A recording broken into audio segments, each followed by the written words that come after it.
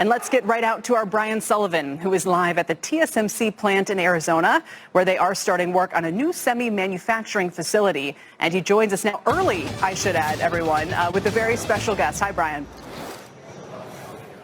Yeah, Kelly, thanks very much. Yeah, we're going to kick off the top of Power Lunch at 2 p.m. Eastern Time with the Secretary of Commerce of the United States, Howard Lutnick. But he was early, so we're going to go because we're here because of you, and we appreciate it, Mr. Secretary. Thank you very much. It's really great to be here. I mean, well, what's amazing, so here's one of the reasons that we're here. This TSMC factory north of Phoenix is amazing. We're in what they call Fab 1, Fab 2, where they're going to build semiconductors, is under construction. This company got effectively the permit they would need this morning.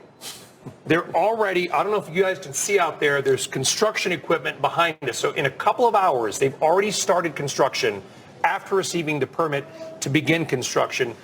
Is this kind of part of that investment accelerator idea that you and the White House are talking about? That's exactly it. So it's a whole of government approach. So a company commits to building in America, but it takes too long to get permits, to get regulations, to get everything done. So we're going to move it. We're going to move it forward. And what you saw today is they needed a couple of permits. We got those permits super fast, and here we go. They're building it. So that's the idea. Get people to work. Get these factories being built now. Now, obviously, this is semiconductors, right? TSMC. So there's going to be people that say, well, how is this any different than the Biden White House CHIPS Act?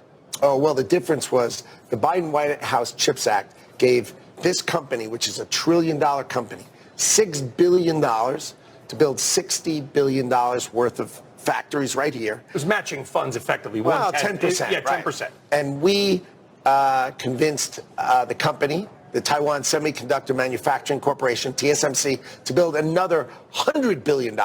So 3 more plants plus 2 basically packaging, advanced packaging where they build up the chips. This is going to get R&D said, oh my gosh. So it's going to employ 40,000 people just to do the construction over the next 4 years. 40,000 people doing the construction, $165 billion of construction. And you know what the Trump administration paid for that?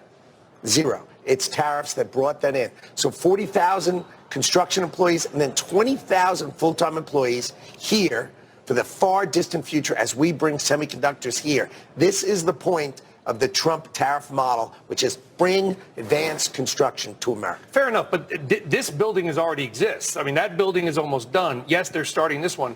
So the cynics would say, well, what does this have to do with tariffs when clearly the work has already begun and the tariffs are still relatively new? Oh, because they didn't commit to the extra $100 billion, which is basically 6 more plants here without the tariffs. They never would have done it. This was their model. They got paid $6 billion by Biden to build $65 billion worth of plants, and they were done and dusted. And we came in and said, more, much bigger, much bigger, much bigger. And they went an extra $100 billion, which is the largest foreign direct investment ever made in the United States of America. So that's why we're sitting here, because this is what we need. We need for national security to bring semiconductors home. And just to remind everybody what semiconductors do, every button you press has a little chip. Means when you adjust your seat in your car and you push the button or you press the air conditioning or you press drive and park, each one of those have a little semiconductor in them. Some of them are old ones. Obviously, your iPhone's got the new chip, and they are going to be made right here. And we've got to bring this kind of production to America. That's national security. That's what Donald Trump is. Well, how big is national security a part of this? How big is the national security risk a part of not just TSMC, because we're here, but this is reflective of a broader strategy? How much does national security, not just tariff revenue, fall into the thinking? Oh, it's the key, right? If we don't produce semiconductors, we can't make drones to protect ourselves. We can't make fighter jets to protect ourselves. We can't do anything unless we've got sufficient chips. Medicine, pharmaceuticals, right? We can't have all our medicines made overseas. And we saw that with, remember, the COVID supply chain? Yes. We couldn't really get things. So you need to make autos. Why do you need to make autos? Because if you decide you want to make tanks and you want to make trucks, and in the military, if you don't have steel, if you don't have aluminum, if you don't have cars, you know what you are? You're nowhere. So it's time for America to take care of itself, and that's what we're here to do. I don't disagree. I was stuck at Newark Airport last night. I'm glad to be here. And I bring that up because there were some technical problems, but there was also labor. There was a staffing problem that caused massive delays. I'm lucky, honestly, to be here. And I bring that up not to talk about myself, but because companies that we talk to all across the board on CNBC will say their biggest issue is labor. So we want to bring that stuff back to America. I get it. But if we can't do it if we don't have the people. So how do we match up finding the labor, immigration reform, and advanced jobs in manufacturing? That's the triangle I think you guys have to solve. So the key is, where are you going to find the people to work here? Right? You're north of Phoenix. Where are they coming? That's you right. go to the community colleges and you train people. So all the community colleges around here, Arizona State's on it, Grand Canyon, all these community colleges here are training people right now, technicians, and these are really good paying jobs. They start at 70s, 80s, $90,000. These are trade craft. It's time to train people not to do the jobs of the past, but to do the great jobs of the future.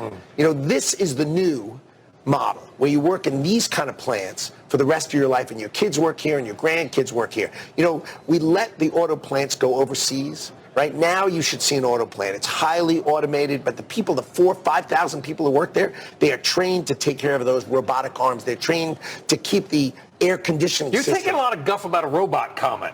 You know what? I don't mind. Will the robots take the jobs? I mean, it's a serious question.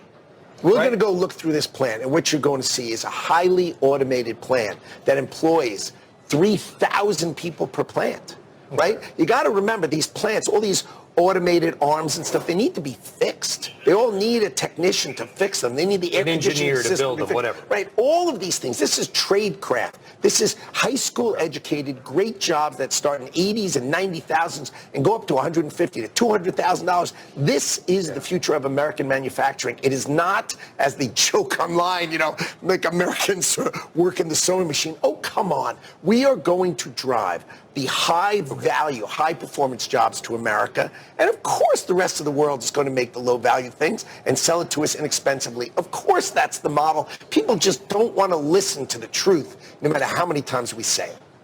The biggest story on CNBC.com right now. In fact, the last time I looked was 2 of the 3 top stories was about Amazon. You probably saw what happened. Amazon, there was some talk, and I don't want to say what Amazon said they were going to do because they've denied things, and we don't know exactly what occurred, that maybe parts of Amazon would reflect a pricing increase to certain customers that would say this is the tariff thing. And Amazon said, no, we're not going to do it, or we never were going to do it. Caroline Levitt at the White House pushed back on it. I'll call it Amazon Gate. Forget about Amazon. If a company were to say we're raising prices because of the tariff, is that a hostile act?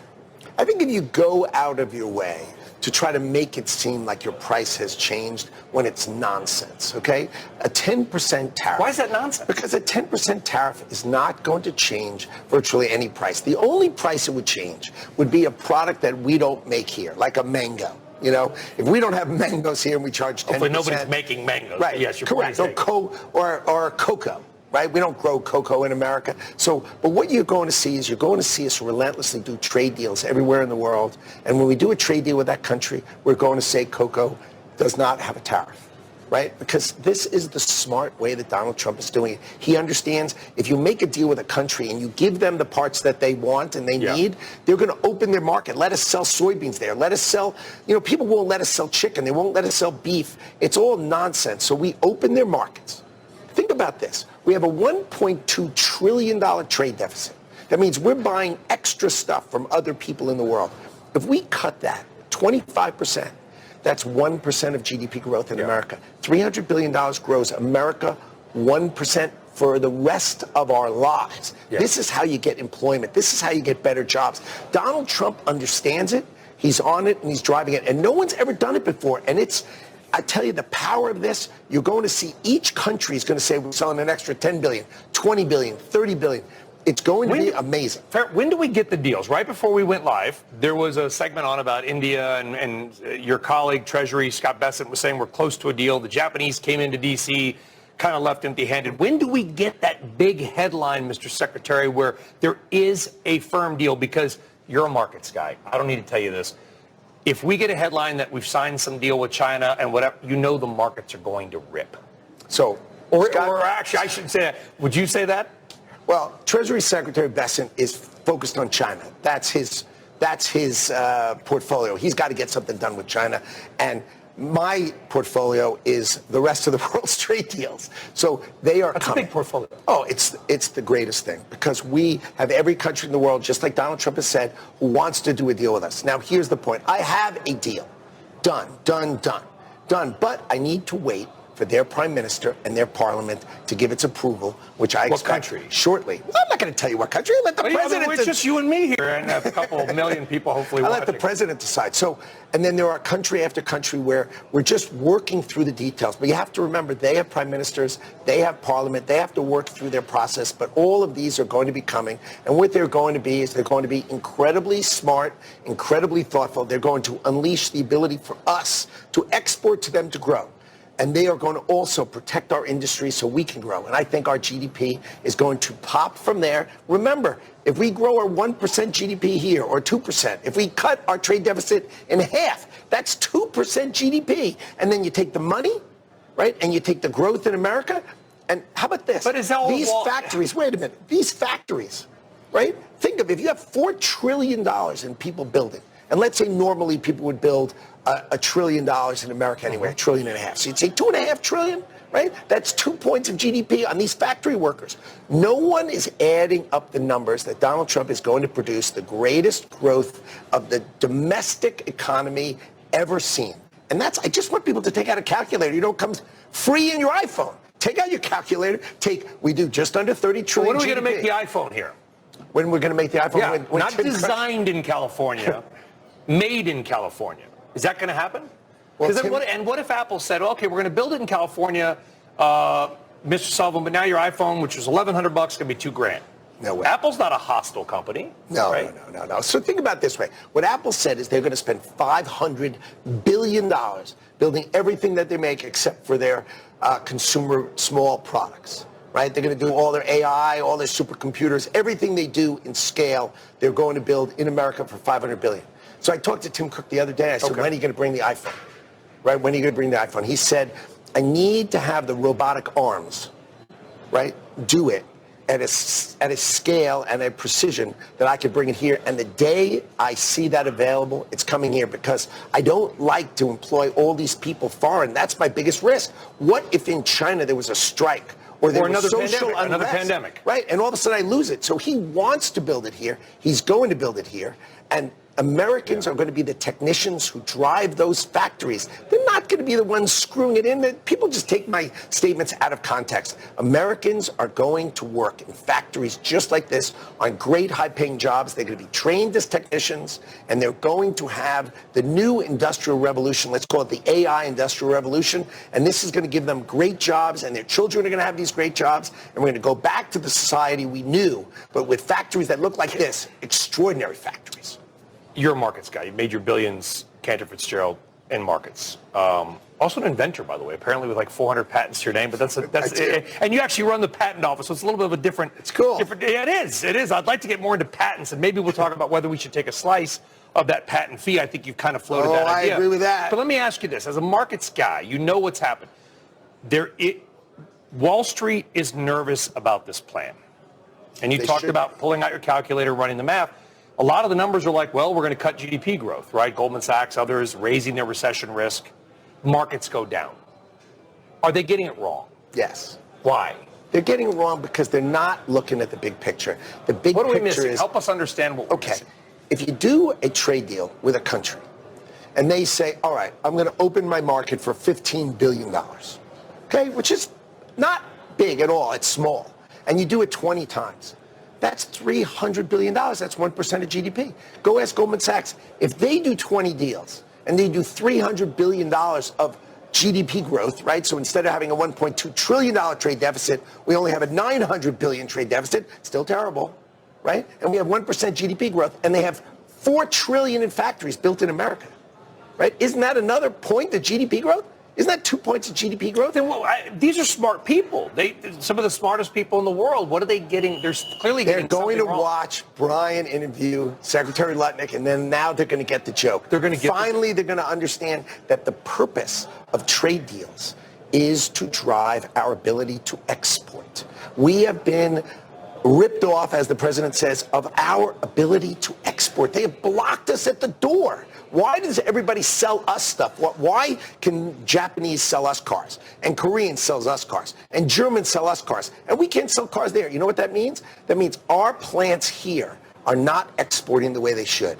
And when they do, you just want and equal they tariffs, will, because it is true. You sell an American car to Europe, the tariff is higher than their tariff coming this way. Well, they make all these rules. That's outrageous. I mean, think of Japan, 94%. But we don't want to be like Europe. We want them to be like us. No, we want to sell there. We want to sell there, and we want to have more production here. I'll give you an example. Light trucks, like the Ram, right? Light great, trucks, way, which we all know. You ever see why they're all American? Do you ever think about that? You know why? Because in Donald Trump's term, in his first term, he put a 25% tariff on light trucks. Boom. There it is. We have domestic production. We're going to do that in cars. You're going to see the greatest resurgence of domestic car manufacturing ever over the next 2 years. It's going to be so fun. It's going to be so fun. And I'll wear it. I promise it, and I'll wear it. Okay. I spent a lot of time in Michigan and Toledo. I got a lot of friends, the UAW. I know they're kind of semi-pseudo rooting for this. Last question, okay? And I want to ask about the markets because you're a markets guy.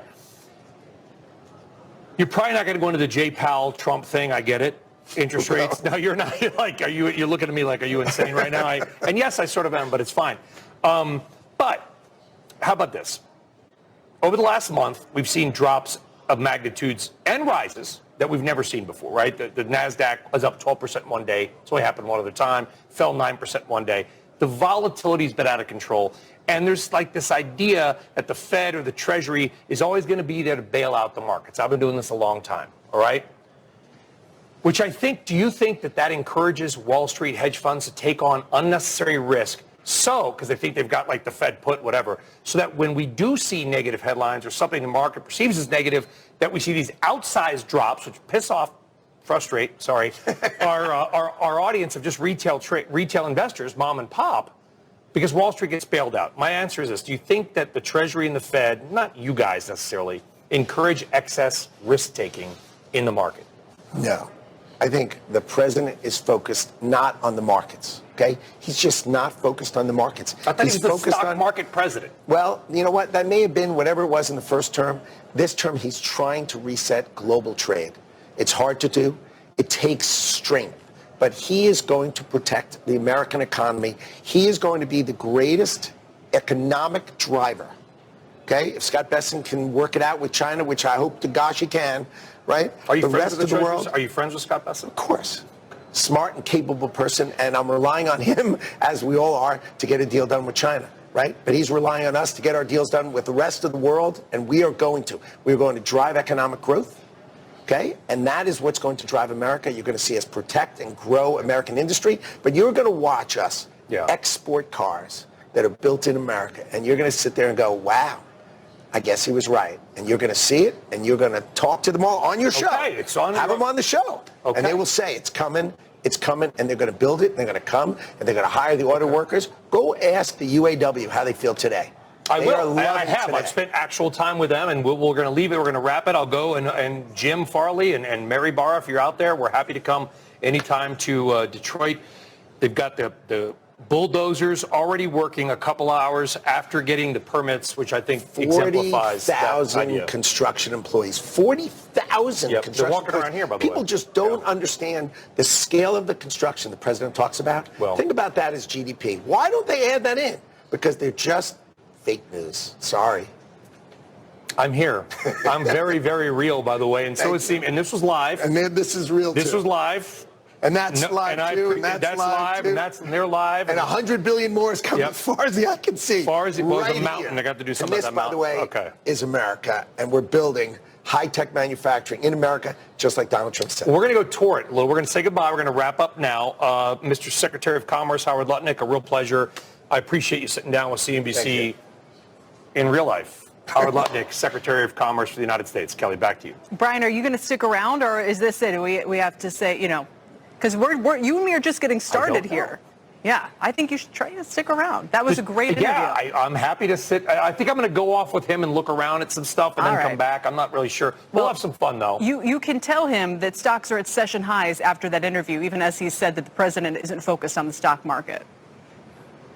stocks are at Kelly, my awesome colleague Kelly Evans said that stocks are at session highs. The market, when I know you don't care about the stock market, but the stock market is at session highs. Howard, Excellent. thank you. Thank you, Kelly. Thank you. Thank you both very much. Brian Sullivan interviewing Secretary of Commerce Howard Lutnick. And Power Lunch will be back with much more coverage after this quick break. Stay with us.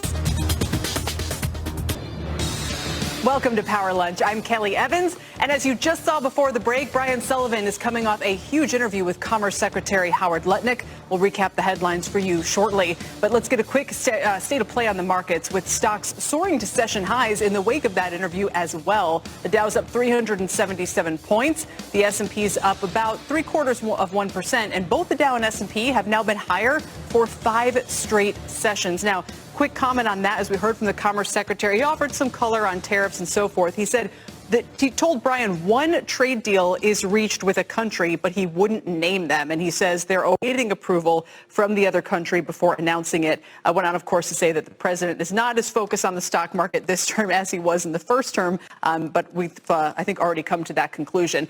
Let's check on some stocks that are moving higher following their earnings today, with Dow component Sherwin-Williams rising almost 6% after a beat, but said demand was choppy and softness could remain into the second half of the year. Pfizer up 4% as cost-cutting helped earnings, but on a 20-year chart, the stock is still down 6% over that very, very long span.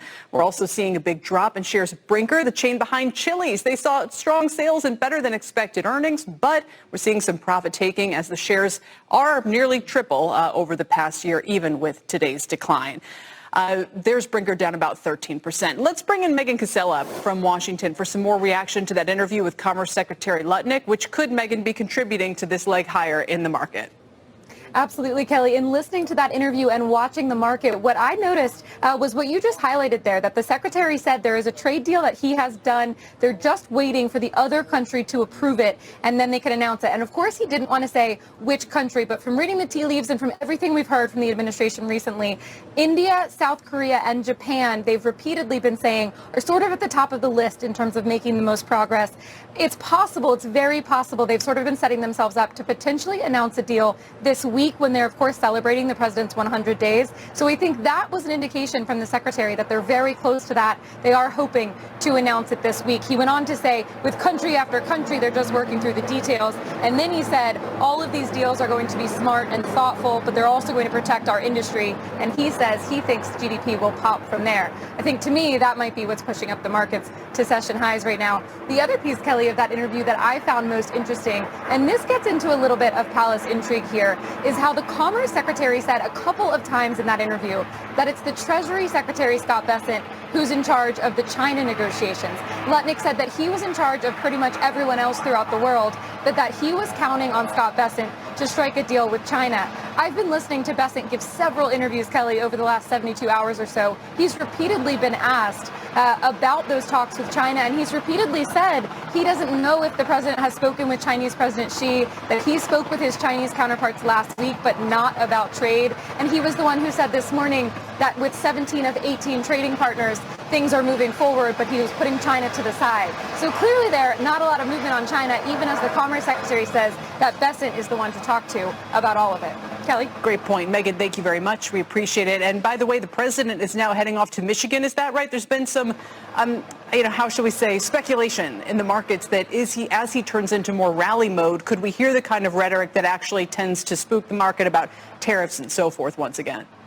It's possible. You never know when this president gets going exactly which way he's going to go. You might be able to hear behind me, Kelly, the helicopter. The noise that you're hearing is the president's helicopter landing on the South Lawn just now. The president is set to depart any moment for Michigan. We know that one topic of those remarks is going to be the economy and tariffs. And it could actually be good for the markets because we know one big topic for the day has been tariff relief coming to the auto companies. Like we talked about last hour, this idea of limiting the number of tariffs to which auto companies are subjected and allowing, at least for the next 2 years, a small rebate for these auto companies to try to offset the tariff impact. We do expect the president to talk about that tonight. We don't know of him announcing any further tariffs or things that could spook the markets, but you do never know once he starts speaking this evening.